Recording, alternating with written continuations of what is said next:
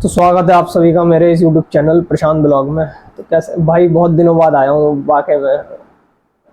लोग सब कहने लगे कि भाई वीडियो वीडियो क्यों नहीं बनाते, अब कहाँ हो, क्या कर रहे हो। सेटअप नहीं था यार।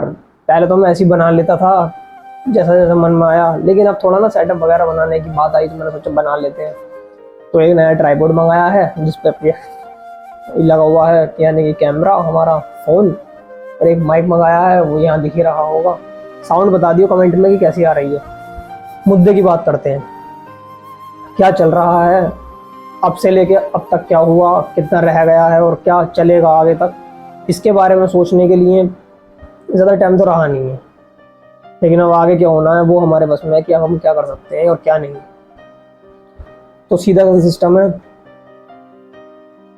अभी तक क्या क्या मैंने कर लिया है इस बला से निपटने के लिए और क्या क्या बाकी रह गया है मुझे खुद नहीं पता कि कितना बाकी रह गया है। बस कोशिश कर सकता हूँ मैं और अभी भी कर ही रहा हूँ। जैसे कि देखा जाए तो अभी यह है कि पहले तो हम उसमें उलझे रहे कि भाई नवल अपनी जगह आ जाए, नाभि अपनी जगह आ जाए, होती है या नहीं होती है, जो भी था छल्ले बढ़वाए, वो फितूर भी दिमाग से निकला। क्रैम्स, ब्लोटिंग, पेट में ऐंठन मरोड़, दर्द वगैरह, भूख न लगना, ये सब चीज़ें सब बंद हो गई थी। भूख भी लगी, फिर ये है।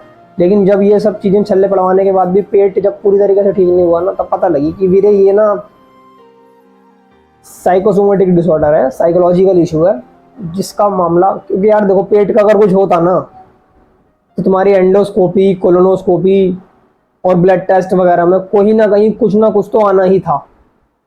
MRI में, सिटी स्कैन में, इतने सारे टेस्ट करवाए, पोथी की पोथी रखी पड़ी है। 100% कुछ ना कुछ कहीं तो आता, लेकिन कुछ नहीं आता। कोलोनोस्कोपी कराओ, उसमें भी कुछ नहीं आता। एंडोस्कोपी कराओ, उसमें भी कुछ नहीं आता। सारा पैसे का पैसा फूका जा रहा है, टेस्ट में कुछ आ नहीं रहा। बंदे का बंदा परेशान है, घर वाले कहते हैं कि ये भाई कुछ नहीं है, दवाइयों को शौक चढ़ चुका है, पागल हो चुका है, ये है वो है, दुनिया भर की बातें। दिक्कत है तभी परेशान है, नहीं होती तो कोई दिक्कत वाली बात ही नहीं थी। और दवाई खाने को शौक कैसे चढ़ा है भाई। हमारा मन तो पनीर खाने का और दुनिया भर के शौक करने का मन है, लेकिन अब क्या करें, जिस उम्र में कुछ और करना चाहिए था, हम साला कहीं और ही बह रहे हैं इस समय।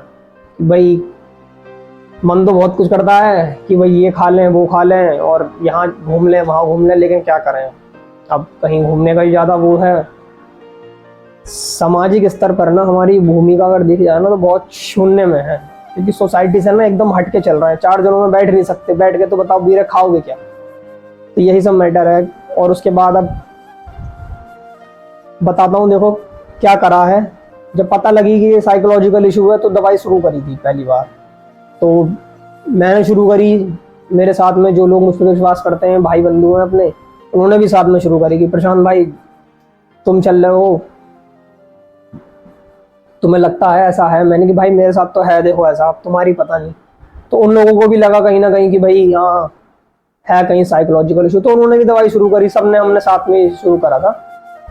तो अब सबसे पहले डॉक्टर संजय जैन को दिखाया था, अब से 12 महीने पहले संजय जैन को दिखाया। अच्छे डॉक्टर हैं, बढ़िया हैं, उन्होंने काफ़ी ट्रीट भी करे हैं और स्पेशलिटी भी है उनकी।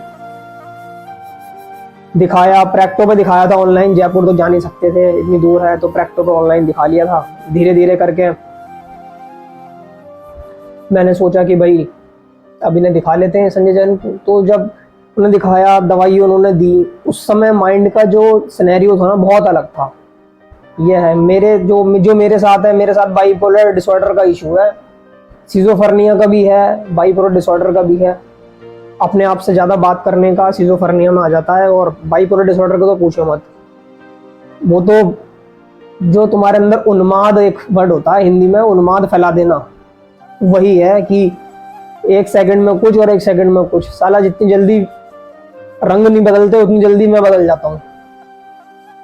ये है 1 सेकंड में, मतलब मौसम बदलने से पहले मेरा नेचर, मेरा व्यवहार। और ये देखो इंसान ना, मैं बताऊँ क्या होता है। जो इंसान है ना वो एक सर्कुलर में पाथ में मूव कर रहा है। वो सर्कुलर पाथ का है, उसकी फीलिंग्स का, उसकी भावनाओं का। कुछ फीलिंग्स हैं जिसके सर्कुलर पाथ में वो मूव कर रहा है। वो फीलिंग्स क्या है? फियर, डर, हैप्पीनेस यानी खुशी, सैडनेस यानी दुख, स्माइल चेहरे की मुस्कान, चिंता, एंजाइटी, फिर डिप्रेशन, इस तरीके की कुछ फीलिंग होती हैं जिसमें इंसान हम जो बंदे होते हैं ना, हर बंदा मूव करता है इसमें। और जब ये हमारे छोटे छोटे न्यूरो ट्रांसमीटर होते हैं और जब इनमें हल्का सा कोई केमिकल इम्बैलेंस हो जाता है ना, तो बंदा पूरा इम्बैलेंस हो जाता है। बाइपोलर डिसऑर्डर में मेरे साथ ऐसी ऐसी चीजें घटी है ना, मैं बता नहीं सकता। खैर दुख बताने से क्या फायदा, मेरे सबका देखो दुख अपना अपना, तुम्हारा अपना, मेरा अपना, और अपना दुख सबको बड़ा लगता है, दुख सभी झेल रहे हैं। मुद्दे की बात यह है कि अब से 10 महीने पहले डॉक्टर संजय जैन को दिखाया था ऑनलाइन प्रैक्टो पे। तो मैंने दिखाया, मेरे साथ में नेहा दीदी है एक जम्मू में, उन्होंने दिखाया, उन्हें डायरिया था। एक भाई है जयंत, कर्नाटका में रहता है, उसने दिखाया। तो हम तीनों ने एक साथ दवाई शुरू करी। संजय जैन की दवाई ने, डॉक्टर संजय जैन की दवाई ने बहुत अच्छा हमारा पर काम करा, हम भी झूठ बोले। उस समय स्थिति इतनी खराब थी कि डेली अलग अलग ऐसे थॉट्स आते थे कि बस मिटा दे कहानी और खत्म कर दे मामला सारा। लेकिन फिर दवाई ने उन्होंने कंट्रोल करना, हमारे जो थॉट्स थे, हमारा जो प्रेशर था, भ्रम में जो रहते थे हम, फियर ऑफ डेथ था, वो सब धीरे धीरे कम हुआ। अब जब दवाई स्टार्ट हुई, धीरे धीरे दवाई, ये भी एक्चुअली ना दवाइयों का भी एक सिस्टम है, इसमें ना साल्ट की बात होती है कि कौन सा साल्ट व्यक्ति को परफेक्ट बैठ रहा है। कि कुछ दवाइयाँ तो हैं जो काम कर जाती हैं और कुछ दवाइयाँ हैं ऐसी जो भाई पूरी तरीके से काम नहीं करती हैं, लेकिन थोड़ा काम करती हैं। मैंने जब देखा ये सब चीजें कि भाई क्या हो रहा है, फिर आते आते आते आते हमने दवाई स्टार्ट करी। मैंने, जयंत ने, नेहा दीदी ने, तीनों ने मिलकर दवाई स्टार्ट करी। नेहा दीदी को डायरिया था, मुझे और जयंत को कॉन्स्टिपेशन है। तो फिर नेहा दीदी की तो 6 महीने दवाई चली होगी, वो पूरी तरीके से ठीक हो गई है, उनकी दवाई सब बंद हो गई है। इसी साल की फरवरी में उनकी दवाई बंद हो गई थी। लेकिन हाँ, 10 महीने डॉक्टर संजय जैन की दवाई खाई। हम दिखा ही रहे थे कि डॉक्टर संजय जैन प्रैक्टो पे से, उन्होंने अपना शायद कोई इनका वो था कोलैबोरेशन, उन्होंने डिसमिस कर दिया, तो अब वो प्रैक्टो पे नहीं आते।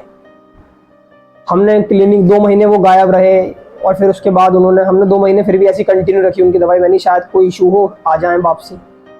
वो नहीं आए वापसी। फिर उसके बाद देखा जाए तो हमने क्लिनिक वगैरह पे भी संपर्क करा, तो उन्होंने कहा कि सर अब प्रैक्टो पे नहीं आएंगे, उन्होंने ऑनलाइन अपॉइंटमेंट लेने बंद कर दिया। उसके बाद हमने सोचा चलो ऑनलाइन प्रैक्टो पे नहीं आ रहे हैं तो वो उस पर ले लेते हैं व्हाट्सएप वगैरह पे। तो वो व्हाट्सएप पर भी नहीं आए, उन्होंने मना कर दिया कि भाई हम अब अपने क्लिनिक से ही बैठ के पेशेंट देखेंगे, कोई ऑनलाइन कंसल्टेशन नहीं है, ना प्रैक्टो पे ना व्हाट्सएप पे। तो जो हम जैसे थे, मतलब ऑल इंडिया में जो हम जैसे भैया होंगे, तो वो तो कट गए पूरी तरीके से। तो केवल अब और केवल जो जयपुर के लोग हैं, लोकल वाले, वही उन्हें दिखा सकते हैं। तो हमारी लंका लग गई। हमने सोचा चलो कोई बात नहीं, 10 महीने उनकी दवाई खाई। उसके बाद हमने सोचा यार अब किसे दिखाएं। तो फिर नेहा दीदी का तो ठीक हो गया, तो नेहा दीदी का तो मतलब ही नहीं बनता, मैं और जयंत रहे फिर। तो हमने सोचा, मैंने कि यार अब दिखाते हैं। डॉक्टर नीलेश के बारे में काफी सुना है, तो डॉक्टर नीलेश को दिखाते हैं। तो अब हमने डॉक्टर नीलेश को भी दिखाना शुरू करा। डॉक्टर नीलेश से खाते हुए अब ये 3rd मंथ है जो दवाई चल रही है। डॉक्टर नीलेश ने भी दवाइयाँ वगैरह दी, लेकिन रिलीफ है उनसे भी, क्योर नहीं है, कंट्रोल नहीं हो रहा किसी से भी। अब ये 3रा मंथ चल रहा है, पूरी तरीके से खत्म हो जाएगा 3रा मंथ। तो अब हमने फैसला करा है, मैंने और जयंत ने, कि अब हम जाएंगे अकोला महाराष्ट्र डॉक्टर दीपक केलकर के पास फाइनल स्पार्क लगाने के लिए। क्योंकि देखो उनका तरीका थोड़ा अलग है ट्रीट करने का। काफी लोगों से भी बात हुई थी कि वो भी काफी लोग वहां से ठीक हुए। डॉक्टर दीपक केलकर भी अच्छे डॉक्टर हैं। अब देखें भाई, भगवान को शायद यही मंजूर हो। देखो मैंने एक बात देखी है, जिसने जितना ज्यादा स्ट्रेस लिया ना, उसकी समस्या उतनी बड़ी। लेकिन उसे उस समय नहीं पता होता कि मैं क्या कर रहा हूँ। अगर मुझे आज ये पता होता ना कि मेरी उन दिनों के लिए हुआ टेंशन, एंजाइटी, डिप्रेशन आज मेरे पे भारी होगा, तो मैं शायद रुक जाता। लेकिन भविष्य का तो ज्ञान श्री कृष्ण को भी था, पर वो क्या महाभारत के युद्ध को रोक पाए। वही असुर वाला डायलॉग जो है वो यही है। तो भविष्य का ना पता, भविष्य में हम कुछ कर नहीं सकते। पास्ट जो गुजर गया वो हो गया, हम कर सकते हैं वीरे आज में। तो आज हम अपना बनाने की सोच रहे हैं। एक बार इस वाहियात जिंदगी से निकल जाए ना, फिर आराम से भैया शालीनता से जिंदगी जिएंगे बस। और तो अब हम जाएंगे, इसी 30 तारीख को जाएंगे। मैं जा रहा हूँ, जयंत जा रहा है कर्नाटका से, वो आएगा। मैं यहाँ से जाऊंगा मुरादाबाद से। एक भाई है शुभम चौधरी, वो मेरे साथ ही बैठेगा यहाँ से मुरादाबाद से ही। तो हम 3 जने जा रहे हैं अकोला महाराष्ट्र 30 तारीख को। क्योंकि अब वहां जाएंगे, वहां उनका ट्रीटमेंट लेंगे और उस तरीके से भैया अपना हम पूरी तरीके से उन्हें दिखाएंगे कि क्या है क्या चीज़ें नहीं है। बहुत सारी दवाइयाँ खाई यार अभी तक, मैं क्या बताऊँ, दवाइयाँ इतनी खा ली ना, मैं दवाइयों को यकीन नहीं मानोगे, मैं अच्छा खासा पता नहीं इतनी नॉलेज होगी दवाई की, मुझे मतलब ही नहीं बनता था कहीं से कहीं तक भी। इतनी सारी दवाई खा ली, मिर्तास खा ली, ओलनज़पाइन खा ली, एटिजोलम खा ली, और फ्लैक्सीडा खा ली, प्रोथियाडाइन खा ली, वॉलप्रोल, डेकोरेट ER, लैमीपिल, एल्फोलिन, सिम्टा 20-30 और ऐसी पता नहीं अनेक दवाइयाँ, ट्रिनिकाम वगैरह, इतने दवाई खा ली है पूछो मत। ये ज़ैप्ट्रा वैप्ट्रा सब खा ली भाई, कुछ ना होता। पैराक्सिटीन वगैरह सब खा ली, कोई असर नहीं दिखाया बिल्कुल भी। रिलीफ सब दे देती है, क्योर कोई नहीं करती। और कोई क्या है कि कंटिन्यू रखो दवाइयों को तब आराम देंगी, कितना कंटिन्यू रखें भाई। 10 महीने डॉक्टर संजय जैन की खा ली, 3 महीने डॉक्टर नीलेश की खा ली, 1 साल 1 महीना कंटिन्यू दवाई खाई है माइंड की। मजाक में चल रही वीरे। टेस्ट में कुछ नहीं आता, पेट का टेस्ट में कुछ नहीं आ रहा बिल्कुल भी। मुझे समझ में नहीं आ रहा कि ये बीमारी लगी कहाँ से, हुई कहाँ से, लेकिन अब हो गई है। इतना तो मुझे पता है कि हुई हमारी ही लाइफ स्टाइल की वजह से है, और इसकी गारंटी है कि हमारी ही सोचने की वजह से बीमारी हुई है। अब ये हो गई तो हो गई, अब इसमें क्या क्या कर सकते हैं। अब इसे ठीक करने की सोचो, मोटिवेट रहो, अपने आप से बातें करो, गाने सुनो, भजन सुनो, जो तुम्हारा मन करे, बिना बात के नाच लो, गा लो। और मैं बताऊं, उम्मीदें मत रखना किसी से, कोई साथ नहीं आने का तुम्हारे। मैं तुम्हें आगे बता रहा हूं, तुम सोचो कि कुछ लोगों को लगता है यार वो हमारे साथ थी, हमारी गर्लफ्रेंड, वो छोड़ के चली गई और वो था। मैं वीरे, ये तो होना ही है। बीमार के साथ केवल बीमारी रहती है और माँ बाप साथ दे देते हैं बस, और कोई नहीं समझता। सबसे बड़ा प्यार ना दुनिया में माँ का प्यार होता है, और कोई सा प्यार नहीं होता। और तुम ये समझ लो, बाप मेहनत करते हैं, वो पैसा देते हैं कि बेटे ले दवाई में लेके जा, और माँ भैया घर की सेवा कर सकती है अपने पुत्र की जितनी हो सके। ये है, करना तुम्हें ही है, जितना तुम में दिमाग हो उतना लगा लो, फायदा और किसी में है नहीं। तो अब मैं, जयंत और शुभम भाई तीनों मिलके जाएंगे अकोला महाराष्ट्र 30 तारीख को। वहां जाकर पूरा ट्रीटमेंट लेंगे डॉक्टर दीपक केलकर से। उनका ट्रीटमेंट लेने का तरीका, देने का तरीका अलग है, ठीक है, वो मैं बता नहीं सकता ऐसे, मैं बताऊंगा भी नहीं वैसे, जब तक मैं कुछ ठीक नहीं हो जाता। देखो मैं ना हमेशा वहीं जाने को कहूंगा जहां मैं खुद गया हूँ, सीधा सा सिस्टम है ये है। बहुत सारे लोग हैं आयुर्वेद में भी करवा रहे हैं ट्रीटमेंट। एक तो ना भारत की दुविधा ये है ना, कुछ पेशेंट इसलिए भी ठीक नहीं हो पाते। आयुर्वेद कहता है हम ठीक करेंगे, हम बेस्ट हैं। होम्योपैथी कहती है हम ठीक करेंगे, हम बेस्ट हैं। एलोपैथी कहती है हम ठीक कर देंगे, हम बेस्ट हैं। फिर यूनानी आ गए, फिर पता नहीं क्या क्या आ गए। इनमें इतना कंपटीशन चला हुआ है ना, इनकी चक्कर में मरीज पिस जाता है और बस होता कुछ नहीं है। तो इतना ही है। मैं, जयंत, शुभम भाई तीनों तैयार बैठे हैं, रिजर्वेशन वगैरह सब करा दिया है अपोला का। जाएंगे, बात भी कर ली है वहां पे, वो कहने लगे हाँ ठीक है आप आ जाइए, हम ट्रीटमेंट करते हैं। क्योंकि बहुत से लोग हमारी जान पहचान में हैं, बहुत भैया जो वहां से ठीक हो चुके हैं पूरी तरीके से। इनफैक्ट 12-12 साल, 16-16 साल तक के पेशेंट थे, वो ठीक हो चुके हैं। अब हमारी बारी है यार, बस प्रभु से दुआ है ठीक हो जाए, इससे निकल जाएं, बहुत वो पड़ेगा। बाकी आप ये सब चीज़ें का ध्यान रखिए भैया, अच्छी खाना खाओ, परहेज तो कर ही रहे हैं सब, उसमें कोई नई बात तो है नहीं। जो सबको पता है क्या खाना, सबको पता है उसकी बॉडी क्या सूट कर रही है, एकदम लैब टेस्टेड हो चुकी है बॉडी भी। ये जाते ही अंदर कुछ होना है, बॉडी को पता है, माइंड को भी पता है। तो सबसे बढ़िया यह है कि ध्यान रखो भाई सब चीज़ों का। और अब जयराम जी की, और यार बता दीजिए साउंड कैसी आ रही है, माइक लिया है नया है ना, इसकी साउंड बता दियो कैसी आ रही है। नॉइस कैंसिलेशन भी कम कर रखा है इसका, एकदम लो पे है ताकि बाहर की साउंड ना आए।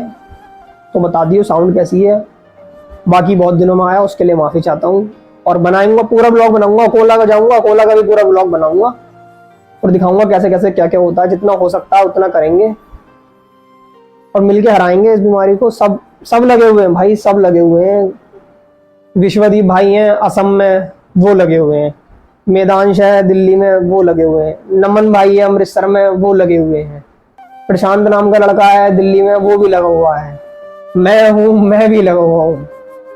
शुभम चौधरी है लड़का, वो भी लगा हुआ है। जयंत है कर्नाटक में, वो भी लगा हुआ है। और क्या बताऊं मैं किस किस के नाम लूं, मैं तो नाम भी भूल गया। मैं इतने लड़के जान पहचान में है कि बस पूछो मत। एक वो नेपाल का भाई है, वो भी लगा हुआ है, वो बेचारा बहुत परेशान रहता है। तो ये जो तो सबको अवेयर करा दो, ये ना माइंड का डिसऑर्डर है, मैं हकीकत बताऊं ये है। और तुम मानो या ना मानो कुछ नहीं है, जीबीए होता है गट ब्रेन एक्सिस। हमारी लार्ज इंटेस्टाइन से माइंड तक वेगस नर्व के थ्रू एक सिग्नल जाता है खाना डाइजेस्ट करने के लिए, ठीक है। यदि हमारे टेंशन स्ट्रेस वगैरह लेने की चक्कर में वो सिग्नल जो है वीक हो जाता है, अगर वो वीक होता है तो हमारी इंटेस्टाइन की मसल्स जो है ऐंठ जाती है, जिसकी वजह से कॉन्स्टिपेशन क्रिएट होता है। और किसी की इंटेस्टाइन की मसल बहुत तेज हो जाती है, एकदम से उनकी मूवमेंट बहुत तेज हो जाती है, तो उसे डायरिया हो जाता है। और कभी कभी कुछ लोगों को ये दोनों चीजें हो जाती हैं, तो मिक्स हो जाता है उसके अंदर, तो इवन डायरिया भी हो सकता है और इधर उसको कॉन्स्टिपेशन भी हो सकता है। तो दोनों ही चीजें हैं और भाई कुछ नहीं है, सारा गट ब्रेन एक्सिस है वो बिगड़ चुका है, तुम्हारे दिमाग का संतुलन खो चुके हो तुम। और तुम मानो ना मानो, आज मानो कल मानो, है साइकेट्रिक इशू, ठीक है। और ये गैस्ट्रो वैस्ट्रो ट्रीट नहीं कर पाएंगे भाई, मैं बता रहा हूँ। ये तुम्हारी कोलोनोस्कोपी करेंगे, एंडोस्कोपी करेंगे, ब्लड टेस्ट लिखेंगे, अल्ट्रासाउंड कराएंगे, सीटी स्कैन कराएंगे, एमआरआई कराएंगे, दुनिया भर के तुम्हारे टेस्ट करवा के तुमसे अपने लैब के थ्रू पैसे बनाएंगे, क्योंकि इनका कमीशन अच्छा खासा होता है, 35-35, 40-40% ये करवाएंगे। और फिर तुम्हारे पैसे बर्बाद होंगे, अपनी दवाई बनाएंगे। डॉक्टर को हमदर्दी होती नहीं भाई, वो कुछ ही डॉक्टर होते हैं जो ये चाहते हैं कि भाई पेशेंट ठीक हो, वो सही राय देते हैं। और वो है कंट्री में बहुत अच्छे अच्छे डॉक्टर हैं, लेकिन मोस्टली मनी मेकिंग वाले। ओ यार मनी मेकिंग, देखो पैसे से दुनिया चलती है, इतना पैसा लगा कोई एमबीबीएस डॉक्टर बना तो ऑब्वियसली पैसे तो कमाएगा, तो पॉसिबल सी बात है। तो करो या मरो वाला सिस्टम है, मरता क्या नहीं करता। तो जब बीमार हो तो पैसा नहीं देखा जाता, पैसा जितना चाहे उतना ठुकता है।